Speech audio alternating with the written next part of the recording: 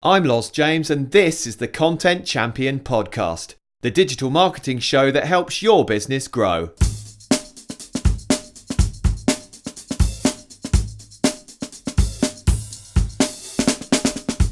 This episode is sponsored by Ahrefs.com, my favourite SEO software that I use every day on client and my own SEO campaigns. For your $7 7-day trial, visit ahrefs.com.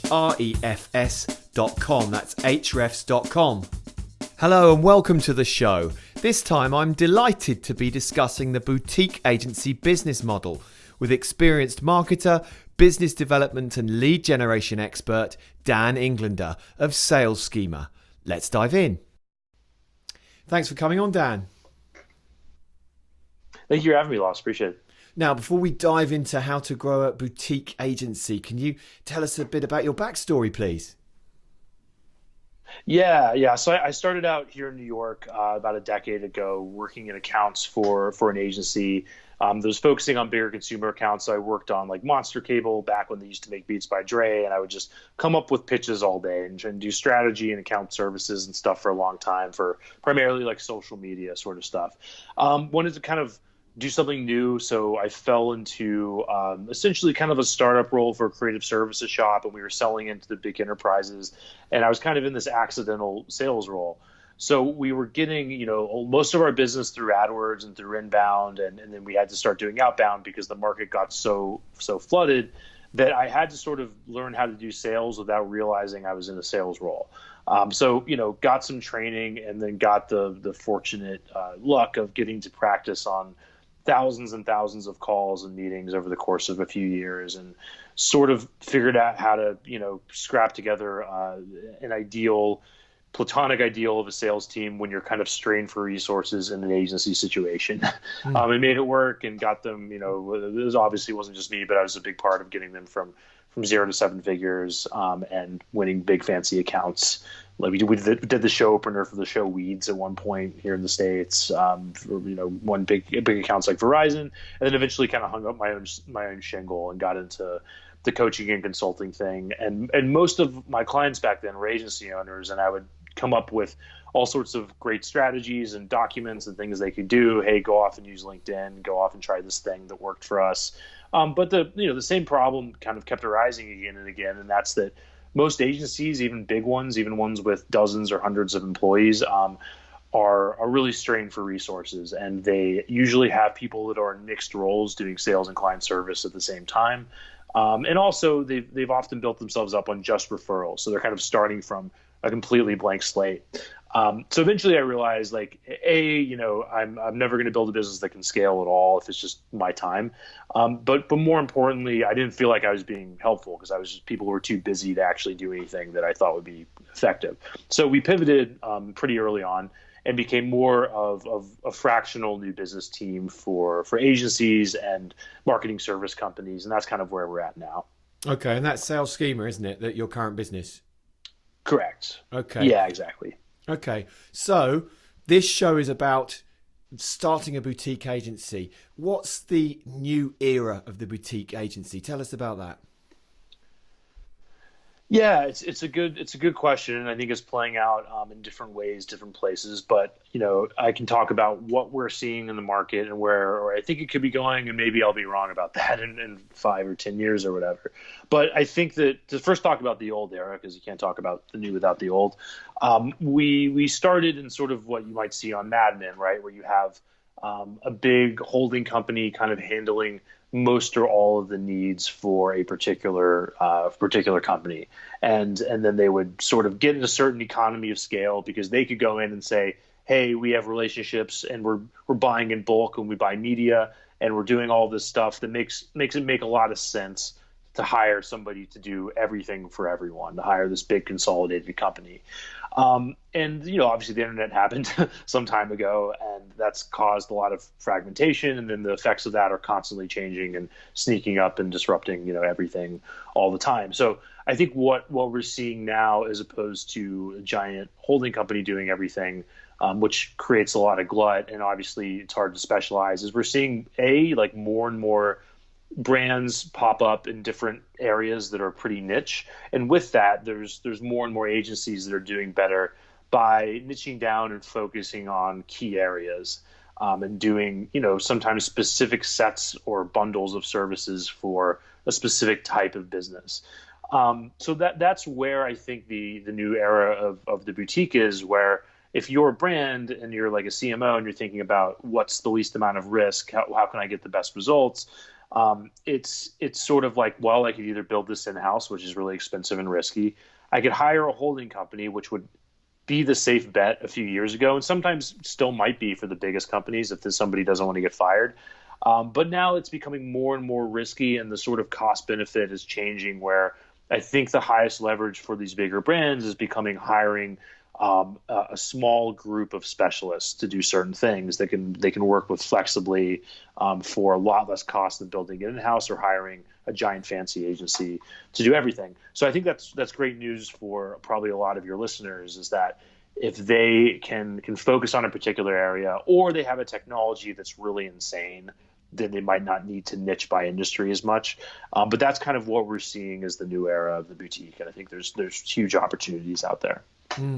There's a fear gap, though, isn't there? There's a gap between what you're doing as a generalist and then that niche specialism, and you think, oh, am I going to be able to bridge that gap without losing revenue? And there's a genuine, I think, it's no doubt a myth, but there's a genuine fear factor in jumping from generalist to specialist, isn't there?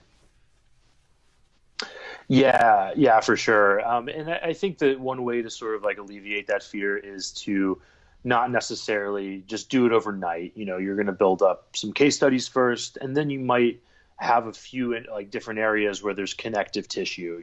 Like you might have health tech and hospitals or something like that. So there could be connections between the groups that you serve.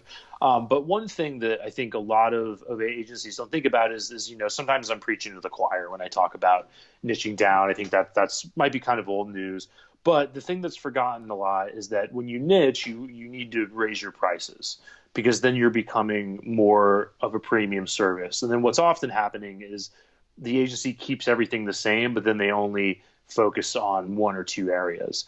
And the problem with that is that you're getting the downside and not the upside of niching down, because your TAM, or your total addressable market, has just become a lot smaller. So you've got to kind of alleviate that risk, or mitigate that risk by bringing up your prices. Now, you don't just do that arbitrarily. You're doing it through actual value in the market, because you're now focusing on one area. You're going to provide more leverage for the clients you take on, and you might over time do more things for them. So a lot of our clients might have started out just doing web design, but then they get to the point where they want long-term retainer business.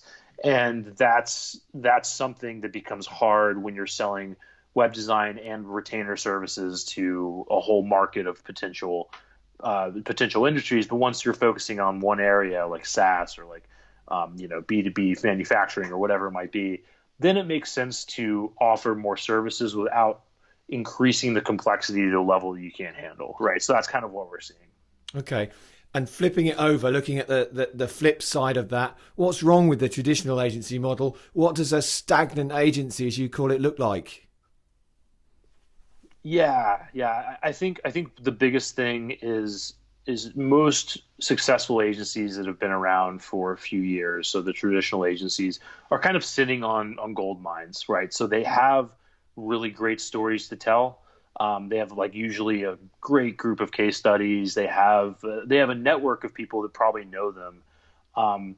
They have referrals they could be getting, but the problem is they're not positioned right. So they're positioned to kind of go after all the business under the sun. So they're going for this kind of like antiquated holding company model. So then all these people that see them selling are like, well, the market is completely flooded with agency services. You're reaching out to me. I don't really have a good indication that you understand my business. So I'm like not even going to take the call, much less hire you. So that's the biggest problem with the traditional agency model is sort of lack of first and foremost, like at the bottom of the pyramid, lack of positioning, and lack of focus. Above that on the pyramid, the next level up, which is something that we help with more, is not is lack of proactiveness or reactivity. So, they've sort of survived on referrals in their personal networks for so long that they're expecting that to continue to be the main thing that's going to sustain them. But it's not really anymore, and that's because the way that brands are doing business is changing. So we're more like brands, and everyone, not just them, like consumers too. We're all people, regardless of whether we're in a company or we're alone buying shirts online at 3 a.m. We're doing it more so through um, means that are more specific and quicker and allow us to kind of get the information we need faster. And it's all the same social cues still matter. So social proof and making sure that it's a worthwhile bet, that still matters. But the sort of idea that you're only going to get business through like referrals or RFPs is fading. So I think that's the second thing, is a lot of agencies are kind of resting on their laurels, hoping they're going to get referred business as opposed to going and knocking on doors. And the best agencies we see, including our clients and others we see out in the market, are doing that. Like VaynerMedia, you don't have to be like VaynerMedia, but they didn't get to nine figures in like, I don't know what it was, 5 years by just because of Gary Vee. I mean, he looms large and everything, but they have a whole boiler room of 200 people in the South Street Seaport here in New York, where I am, and they are cold calling mid to large businesses all day long. And now they're at nine-figure revenues.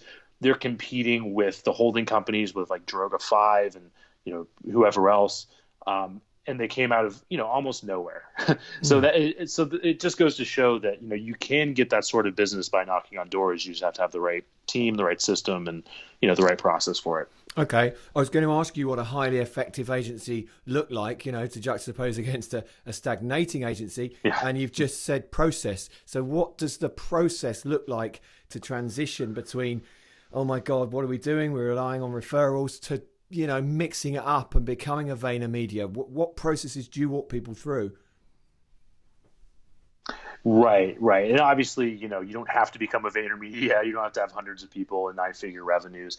But I think the main thing is it's not unlike a good fulfillment process. So if you're doing SEO, you're doing web design, you don't have one person doing everything. You have somebody doing strategy, you have somebody doing implementation, design, account management, and so on. I think a good sales process or a good sales system kind of works the same way. And this is not my invention. If you read Predictable Revenue by Aaron Ross, he has a model that's kind of akin to this. But if you're thinking about teeing up good appointments by knocking on doors, as opposed to creating content and internal marketing and inbound, which is great, big believer, obviously, like we both have podcasts. So that obviously works. It just is longer term and is a different sort of process. And it's usually not enough. Usually you want to have a situation where you can knock on doors to get business anyway, in addition to that. So anyway, if we're talking about the outbound process, it takes setting up the right division of duties first. And, ideally, if somebody's ready to take us on, we're really good at that. We're really good at doing that in a way that's flexible and outsourced. If I could, you don't mind me shamelessly selling a little bit. But if the agency is not ready for that, I think the way to think about that is coming up with those roles. And those roles, in our experience, are basically, first and foremost, a strategy role. So somebody that can understand B2B markets well, that can do copy, they can think about psychology, buying cycles, that understands a market really well. So that's back to niching again. If you have to do that for more than 2 or 3 markets, it becomes pretty hard, right? So that's the first thing. And that could be a CEO. So if you're doing this, you're scrapping it together, you're early on, that could be you, just as long as you're devoting enough time to creating copy, coming up with a strategy, and going from there. From there, the next role is a junior level sales role, like a BDR or an SDR. And what that person is going to do is take somebody that is lukewarm, that might have opened an email or might have had questions or objections or whatever, and converts them to actually showing up to an appointment. Or even people that want to talk. We see this all the time. We see a CMO of a mid to large company that's like, this is really cool, I really want to talk. And then, if you didn't know better, you would think, okay, that's in the bag. I'm going to have that appointment in the bag. We're going to make millions of dollars with them. It's going to be great.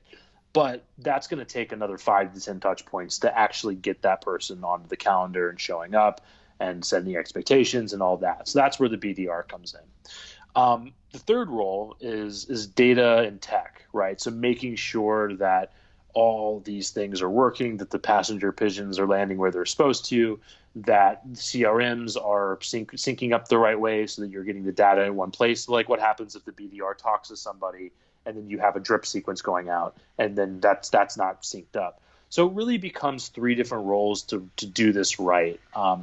If it's possible you have somebody on your team that can handle maybe two of them if they have enough time and know-how. Handling all three is pretty tough.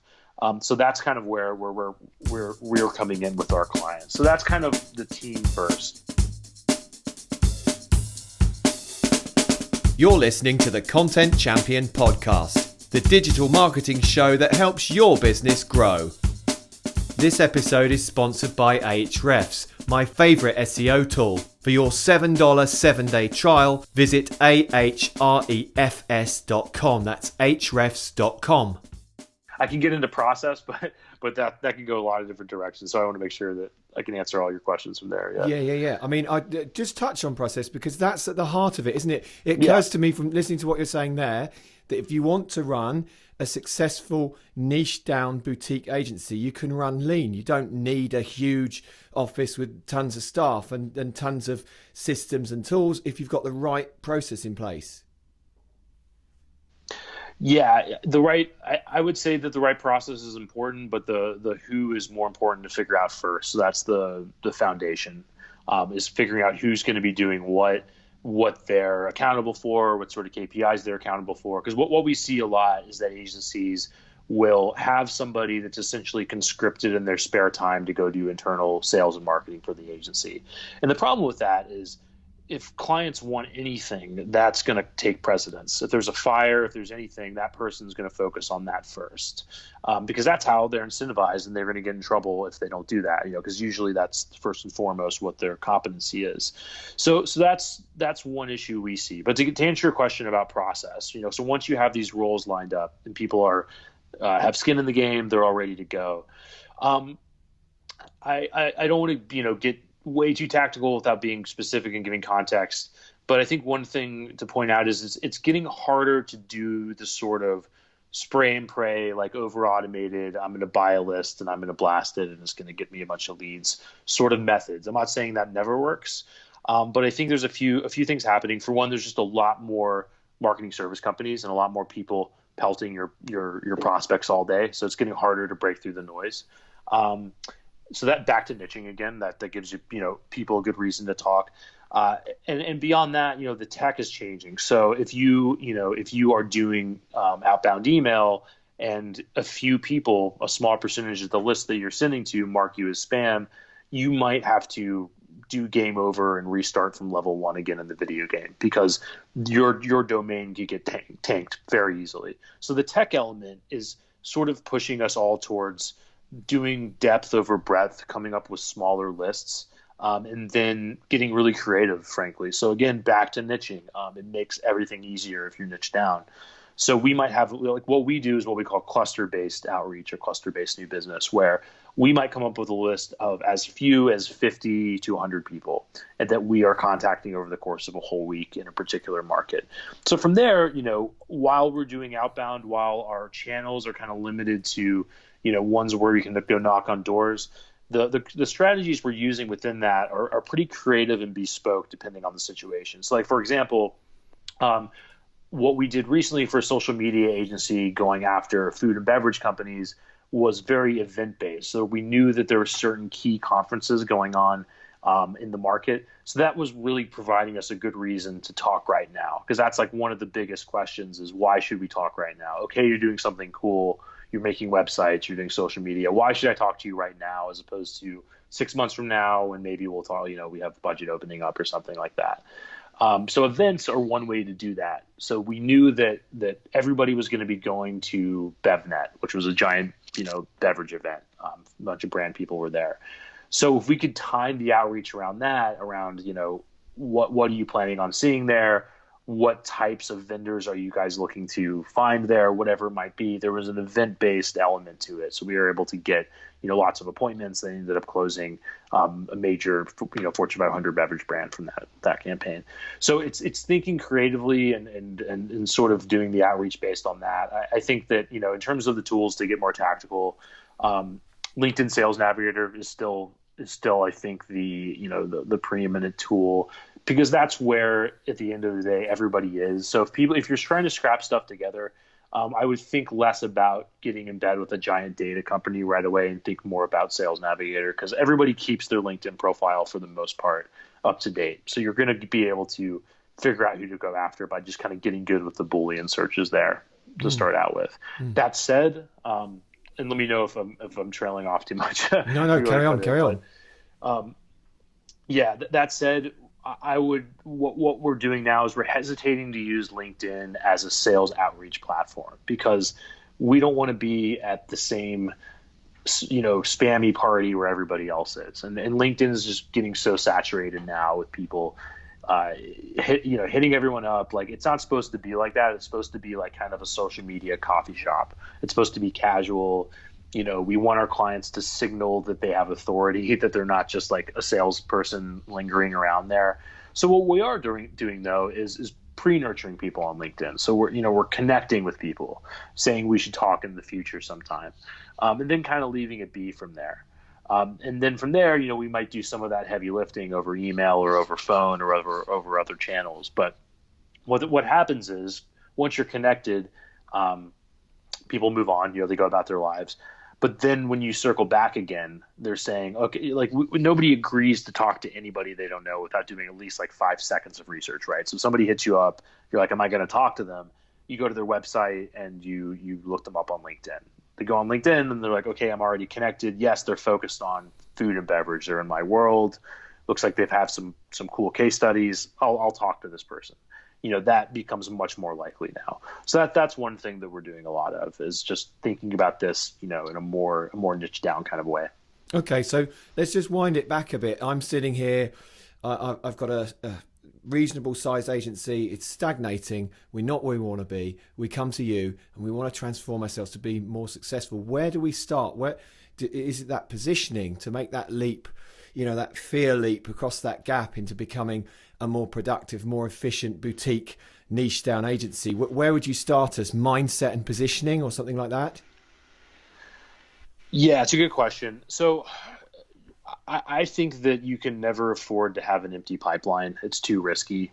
So what we encounter a lot is the classic analysis by paralysis problem, where the agency is like, yes, we want to do this, but we want to get people onto the calendar, but we want to get our positioning right first. We want to get the website right first. We want to start a blog, start a podcast, get white papers done. All that stuff is great. I'm not saying it doesn't matter, but it can't ever preclude getting opportunities going to your sales team, because it's going to take weeks and months potentially for them to move through your sales cycle, for them to get to know you, get to like you, get to trust you, and get ready to buy. So that has to be happening all the time. That's like going to the gym. You can't just say like, well, I'm not going to work out because I'm going to wait until I can afford to buy a fancy weight set or something like that. It's like, no, then if you can't afford a weight set, go to the park and run around.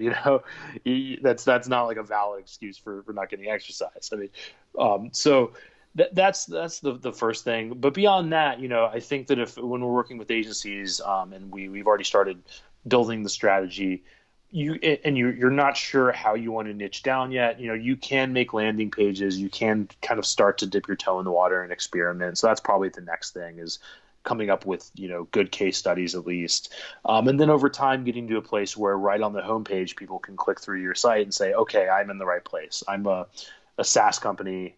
This is me. They've worked with my competitors. They've worked with other people in my field, and I'm going to talk to them. And how important is it, coming out of that a brand has a very visual spokesperson to, we're not talking a Gary Vaynerchuk, but we're talking, someone to carry that brand, to do the podcast, to do that, be that sort of figurehead, if you like, upon which that positioning sort of is founded. Do you see what I'm getting at? Is that an important thing to do, or can we succeed without doing that? Yeah, it's a really good question. And I think, I really like that question. I think that there could be different methods of action, right? So, I think when you think of Gary Vee, you think of somebody that's ubiquitous, that's everywhere. I had a guy on our podcast named with an agency that does health focused marketing and health focused agency services, basically. So they are helping, companies sell to doctors and that sort of thing. So I think that what they do is they host events, so it's not so much that there's one person like Eric, who's the head of the agency that was on our podcast.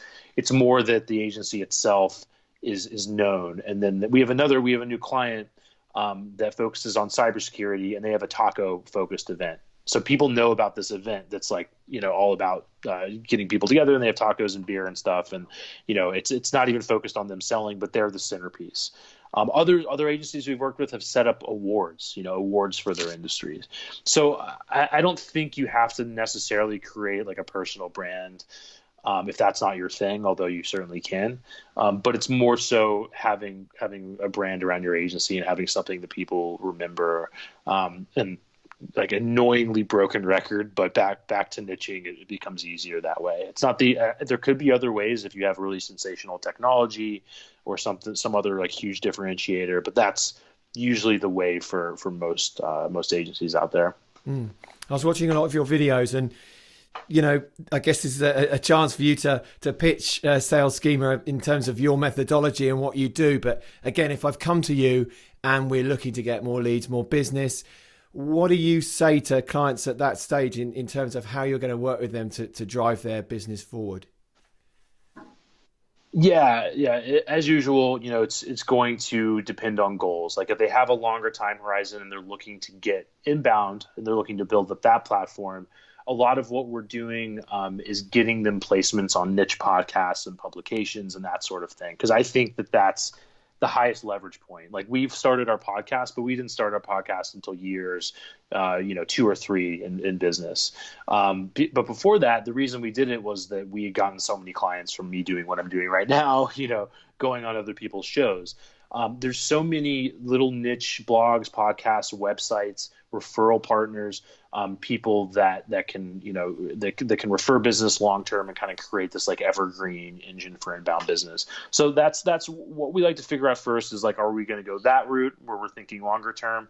Or are we just going to go the route where we're getting appointments on your calendar and making sure that you're having constant at bats? Or are we going to do all of the above? So that's kind of the first thing. And then from there, it's really putting up constraints. So figuring out, okay, we know you can work with everyone, but what are the 2 or 3 areas that we can really double down on, where you guys have the best stories to tell, where people should talk to you right now? So figuring that out. And then from there, we're putting together a calendar. So we're putting together 12-month outreach calendar. The exact commitment could vary, but we want to think in terms of a year, because buying cycles, events, seasonality, all these things, the when really matters in terms of when we're doing outreach.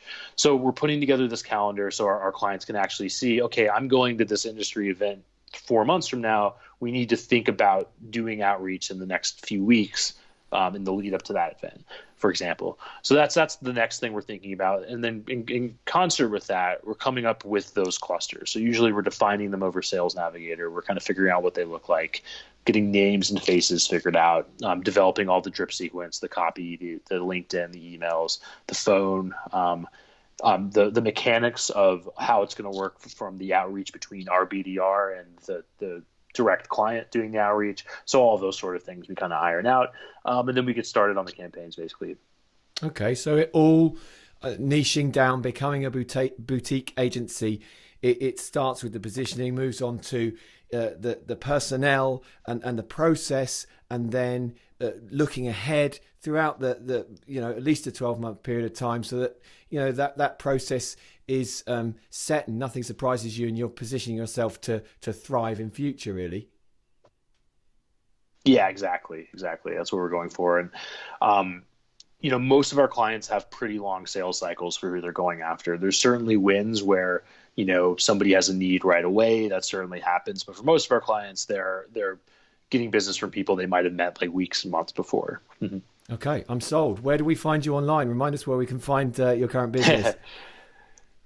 Yeah, for sure. And regardless of us working direct with anybody, I'm always happy to talk and help out where I can. And so people can find us at salesschema.com. So that sales is in sales, and then schema as in schematic. So schema.com.